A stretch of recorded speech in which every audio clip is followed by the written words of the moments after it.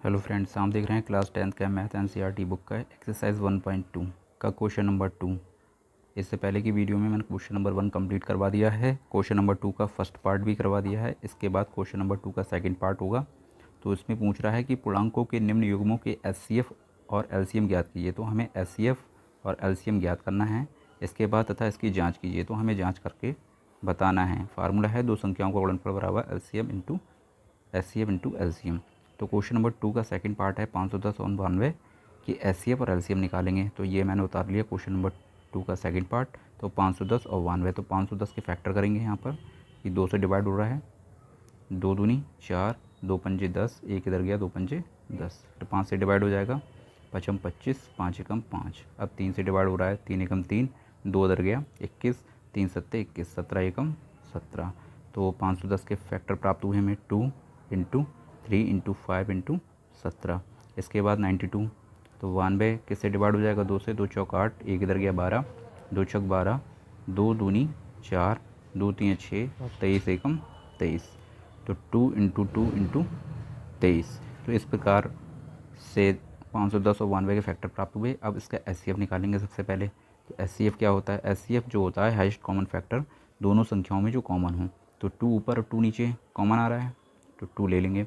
इसके बाद 3 है, 3 नीचे नहीं है, 5 ऊपर है, 5 नीचे नहीं है, 23 नीचे है, ऊपर 23 नहीं है, 17 ऊपर है, 17 नीचे नहीं है। तो सभी दोनों संख्याओं के जो फैक्टर हुए उसमें मैक्सिमम 2 ही कॉमन आया, तो उसका मतलब एचसीएफ जो होगा वो 2 होगा। इसके बाद हम निकालेंगे एलसीएम। तो एलसीएम क्या होता है, सबसे पहले जो कॉमन होता है, दो संख्याएं दे रखी हैं उनमें दोनों में सबसे पहले जो कॉमन वो ले लेते हैं।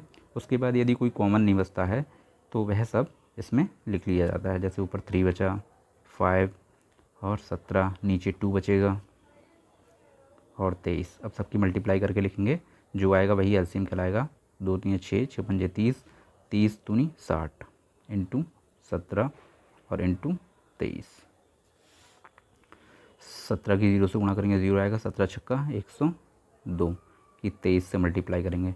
अब 120 इंटू 23, 120 की 23 से मल्टीप्लाई करेंगे तो क्या आएगा, 3 की 0 से 0 आएगा, 3 दूनी 6, 3 की 0 से 0, 3 एकम 3 इंटू 2 की 0 से 0, 2 दूनी 4, 2 की 0 से 0, 2 एकम 2, तो 0 6 4 3 2 यानी 23,460।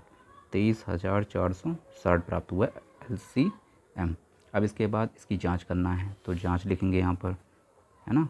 जांच किससे करेंगे, फार्मूले द्वारा। अब फार्मूला हमें दे रखा है दो संख्याओं का गुणनफल, दो संख्याओं का गुणनफल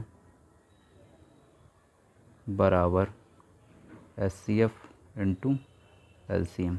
दो संख्याएं कौन सी हैं, 510 और 92, 510 इंटू 92 इक्वल टू एचसीएफ क्या निकल के आया 2, एलसीएम क्या निकल के आया 23,460। अब इसकी मल्टीप्लाई करेंगे, 510 की मल्टीप्लाई 92 से करेंगे। तो 2 की 0 से 0 होगा, 2 एकम 2, 2 पंजे 10, 9 की 0 से 0, 9 एकम 9, 9 वन ज़ा 9 और 9 की 5 से करेंगे 9 पंजे 45।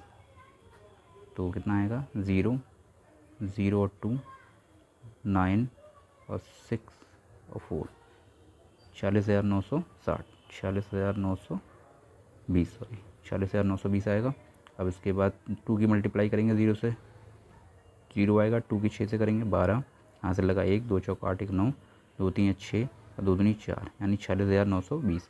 तो दो संख्याओं का गुणनफल 40,920 आया और एचसीएफ इंटू एलसीएम की मल्टीप्लाई की 40,920 और दोनों क्या होने चाहिए, इक्वल। तो ये पार्ट क्या हो गया, प्रूव हो गया। तो उत्तर की जांच हो गई, यानी एलसीएम एचसीएफ और एलसीएम का गुणनफल और दो संख्याओं का गुणनफल कैसा आना चाहिए, इक्वल। तो इसका मतलब उत्तर हमारा ठीक है। तो इसे हम कहेंगे हेंस प्रूव्ड। ठीक है,